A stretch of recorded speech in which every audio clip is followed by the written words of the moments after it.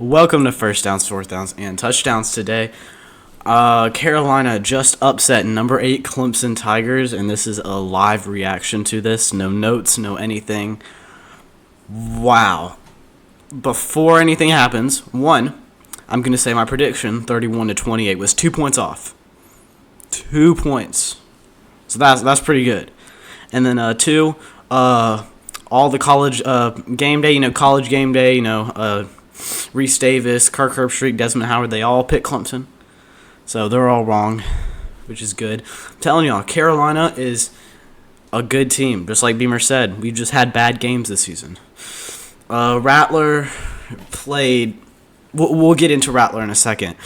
But Clemson with a 68 winning streak when leading at the half. Broken. 40 home game winning streak against any team. Broken. 7 game winning streak against the South Carolina Gamecocks. Broken. Beamer Ball finally took it down, 31-30. This was a close game all the time. Clemson went up 14-0, and we clawed and digged our way back. So let's go over some stats right here. Spencer Rattler, 25 for 39, 362 yards, 2 touchdowns, and 2 interceptions. I will say those touchdowns were nice. However, the interceptions were ugly. The first one, pick six, defense had his eyes. Defense tracked his eyes, and Jermaine Trotter, I think that's his name, caught that ball, put it in for the pick six. The second one, oh my gosh, it was second down. Understand it's hard to run against the ball against Clemson. They struggled pretty much all game to do that. But man, that gave me a mini heart attack when he threw that pick in double coverage. Absolutely disgusting right there. Absolutely disgusting. But he redeemed. He will become a Carolina legend of quarterbacks because of how this season has been in general. Absolutely insane. However, on the other side, DJ Ukulele, I'm not even going to try. He doesn't deserve it right now. 8 for 29 on his attempts. I'm pretty sure I was watching the game live, and it said a 28% completion rate. I'm being dead honest, God honest. That's the worst stat, worst completion rate I've ever seen out of any quarterback. Not just because I'm not saying it just because it's Clemson's QB. That's the worst stat I've seen. 99 yards, did not even break 100 yards passing. 1 touchdown, 1 interception. He was struggling all game, I'll admit, with the passing. He did have a few nice hits, or a few nice shots, but he just struggled. I think the pressure got him, and Nick Emenwari from Irmo, South Carolina, the freshman safety, got a good hit on him, and he was a little shaky after that hit. And then finally, we sealed the game with a first down. I didn't think we'd get that first down, but whoever, I think it was it Juice? I think it was Juice. He fought for it, man, and got it. Let's go over some players right here. Jaheim Bell, 9 carries for 29 yards, 1 touchdown. Marshawn Lloyd, 11 carries for 16 yards. Jalen Brooks, 1 carry for 15 yards. Christian Beal-Smith, 2 carries for 2 yards. Kerryon Joyner, 1 carry for -1 yards. Spencer Rattler, 6 carries, -5 yards. As you can see, that's all rushing stats. Offensive line did not protect the running game at all. Is one thing I said we had to win, or we had to be able to do in order for us to win this game, and we didn't. But luckily, our passing game and Clemson's many mistakes kept us in this game. That we need to improve our offensive line. It just shows we still have things to do. Practice for the bowl game and into the next year. Receiving, Antoine Wells, 9 receptions, 131 yards, 2 touchdowns. Juju McDowell, 1 reception, 65 yards. Nate Adkins, 4 receptions, 62 yards. Josh Van. Speaking of Josh Van, who had 2 receptions for 56 yards, I remember he got injured. I think it was his leg, and they refused to show it when it came back from commercial. So, and I know he wasn't playing after that. I think he went in the locker room for a bit. So, prayers go out to Josh Van. I know he's a senior, and hopefully it doesn't hurt his draft stock and his future. So, pray for him. Nate Adkins with the catch of the game. Game ball to Nate Adkins. He had great catches. He did pretty good on blocking, but that one-handed catch, it was like this. How do you catch that? Like, I don't understand. I just tried to imitate it, but it's absolutely insane what he did. He had a phenomenal game despite the only 4 receptions. He played a more important role than the stats show. Austin Stogner, 1 reception. Marshawn Lloyd, 1 reception. Brown had 2 receptions. Jaheim Bell had 2 receptions. As you can see, one person besides Juice Wells and Nate Adkins and Jalen Brooks, those are like the 3, mainly Juice Wells, had a phenomenal game. Phenomenal. Excuse me. Besides that, a lot of just the passes and runs were very split out. Special teams. Game ball goes to special teams. Kai Kroger specifically. Let me see if I can find it. Punting. Kai Kroger, 7 punts for 376, a 50, almost basically 54 punt yard average, as long as 63. I think it counted the last 3 punts put him behind like the 10-yard line. So he definitely flipped the field, a little bit more than flipped the field, and just kept Clemson's offense on their toes because of how far back they were. So game ball to him, game ball to Nate Adkins because of his receptions and the fact he caused a fumble on special teams. And also, I don't know who caused the other fumble. Mitch Jeter's continuing. He just finished off his great season with a 100% field goals. He never has missed one this season. Let's see. Marcellus Dial had an interception. That was good, but then I'm pretty sure our offense choked. Let's look at these defensive stats. Nick Imawari led the team in tackles again. He's a great player. Sad he was out for targeting against Tennessee. I thought that was a dumb call, but call it bias. I respect it. Let's go over to the Clemson side. Rushing, Will Shipley had 132 yards on 15 carries and a touchdown. TJ Uiagalelei. I don't even know how to... Ukulele. I tried. All the Clemson fans, at least I tried. 12 carries, 51 yards, a touchdown. Phil Maffa, 7 carries, 42 yards. Kobe Pace and Antonio Williams had a small part in the rushing game. But South Carolina, we did not... There's things to improve on our rush defense, but we did far better than what I was expecting or what I was scared of what was going to happen.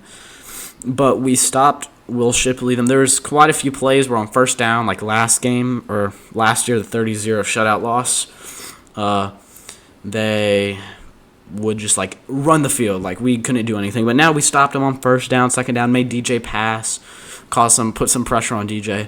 So I'm happy with our rush defense. I mean, there's things to improve, obviously, but that was great.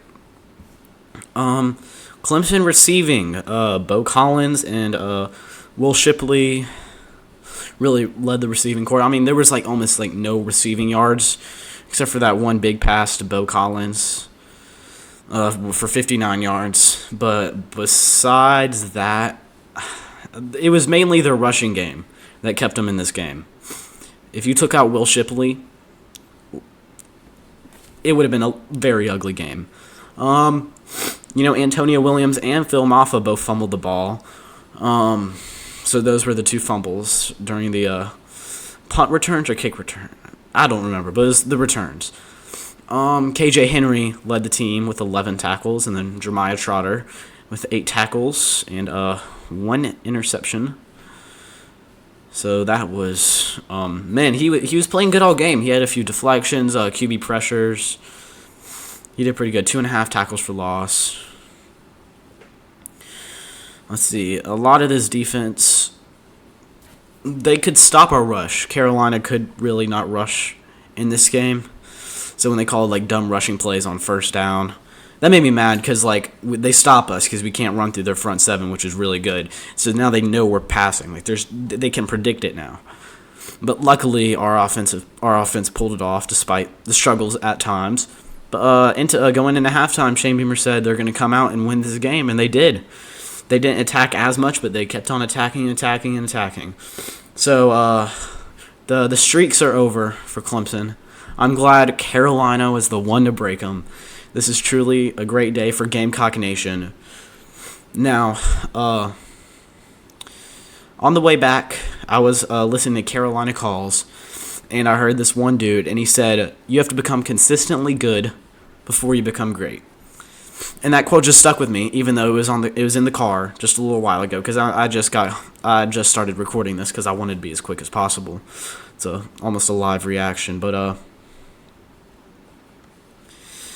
yeah, it's right. Like, these are two consistent games where we play good. There are things to improve, definitely. We did not play perfect ball. But bring this into the bowl game, bring this into next year. Hope this can show recruits that we're starting to become the better team in the state.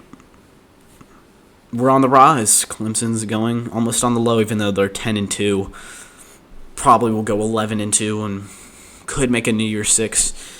So we don't know about that exactly right now. But shows Carolina is going in the right direction. Hopefully that is the recruits will look at that and hopefully come play.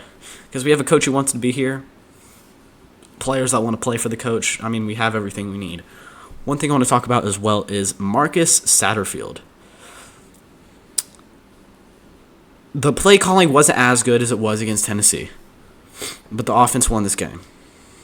Defense played a good part in it. But offense, if we didn't score like we did, then Clemson probably would have gained momentum and struck us. Because they would score, and if we didn't come score back, they would have just had the momentum.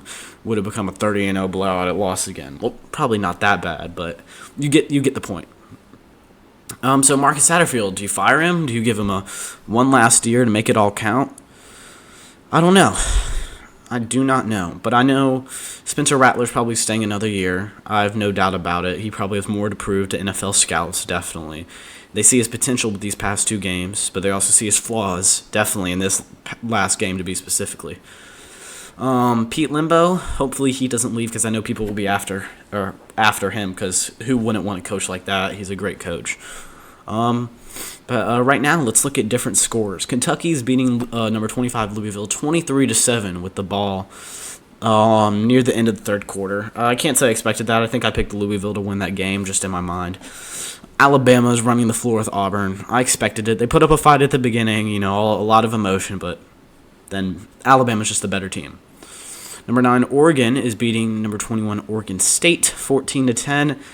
I think I had Oregon State pulling off the upset. I just like their defense, but right now it's halftime, so we'll have to see. Utah's murdering Colorado 28-0. Can't say I didn't expect that. TCU's murdering Iowa State 27-7. Can't say I didn't expect that. I'm really happy for TCU. There's one of the feel-good teams for me, at least, throughout the season. Let's see. Later games today that I will be watching, and maybe you guys can look out for too. Notre Dame, number 15 Notre Dame, and number 6 USC. I think if USC wins this, they're this close to making the playoffs. But Clemson losing, that eliminates that threat. So if they get this win over a top 15 team, Notre Dame, that would almost solidify. Almost. I say almost. Also, Michigan absolutely beat Ohio State. Let me pull up the score. Oh, keyboard did not work. There we go.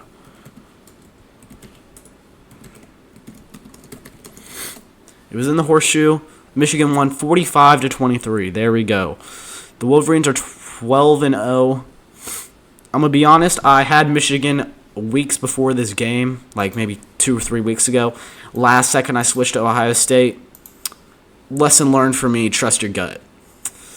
Because Ohio State got handled. That pass game was better than I've seen it all season. At least just for me. Penn State's beating Michigan State 14-0. Can't say that doesn't surprise me. But back to what I was talking about. Games I think you should pay attention. Notre Dame, USC, of course. I don't. Some people are seeing A&M as an upset game. No, they're 4-7. We've seen how bad they played. Number 5 LSU's gonna handle them pretty well, even in a away game. Kansas State has a big game against Kansas. If they don't win this, they're not making the Big 12 championship. They're heavily favored. I would pick Kansas State, but Kansas is not out of this. We've seen rivalries. There's been upsets already, such as Carolina. Also, Mississippi State beat number 20 Ole Miss. Speaking of Ole Miss, Lane Kiffin just signed a contract extension. And Auburn is in talk with Hugh Freeze to be head coach. I think Hugh Freeze is doing a good job. And on another note, I'm sorry, I'm just flying through things right now. There's just so much to take in today. Nebraska's hiring Matt Rule. I think he signed an 8-year contract. I don't know how much it's worth, but Matt Rule's rebuilt some programs. Maybe he'll rebuild Nebraska. I think I would favor that. Another game I want to talk about. This might not be on people's radars, but number 10 Tennessee at Vanderbilt. I can tell you from experience, Tennessee seems to be collapsing a little right now. Vanderbilt's fighting for their first bowl game since who knows when. I can't remember. I don't think it's when I started watching football. So they'll be fighting. They'll be fighting their butts off, Vanderbilt. I actually pick Vanderbilt to pull off the upset. But if Tennessee wins, I would not be like, dang, that came out of nowhere. They're number 10 for a reason. They're 9-2. They got there with a good reason. I just think they're having a end of the season collapse right now. So that is it for this video. Just a quick reaction to things. So watch the Notre Dame USC game if you had to watch a game. Today's a great day for Gamecock Nation. My prediction was almost right. 2 points off. 2 points off. So glad that I know the team's gonna have fun tonight. Hopefully they can end the season with a bowl game win against who knows. But thank you. That's all from first downs, fourth downs, and touchdowns.